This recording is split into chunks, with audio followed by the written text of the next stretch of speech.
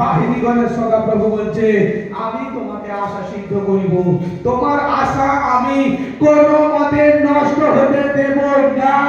Bible বলছে, আমি তোমাকে কখনোই ছুঁড়ে ফেলে দেব না।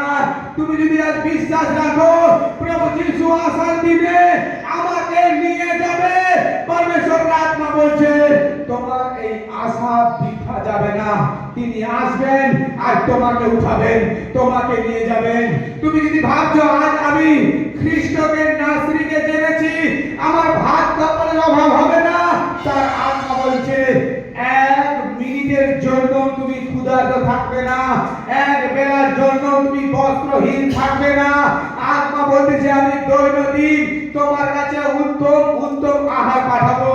তোমার যদি বিশ্বাস থাকে, আমি যিশু খ্রিস্টকে ডাকতেছি, আমার অপারেশন হবে না। আত্মা বলছে অপারেশন ক্যান্সেল, আত্মা বলছে অপারেশন ক্যান্সেল, কোনো অপারেশনের প্রয়োজন নেই।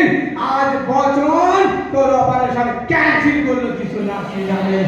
আজ তুমি ভাবছো আমি রোগী, কে আমার রোগ সুস্থ করবে, কে আমাকে বাঁচাবে, কে আমাকে উদ্ধার করবে? আরে আমার কাছে টাকা নেই, আরে বড় নার্সিংহোমে যাওয়ার সামর্থ্য নেই, আমার সন্তানের আমাকে ছেড়ে গেছে, আমার স্বামী ছেড়ে গেছে, আমার স্ত্রী ছেড়ে গেছে, আরে আমার গার্জেন আমাকে ছেড়ে গেছে। ঈশ্বর বলছে বড় নার্সিংহোমে যাওয়ার কোনো প্রয়োজন নেই।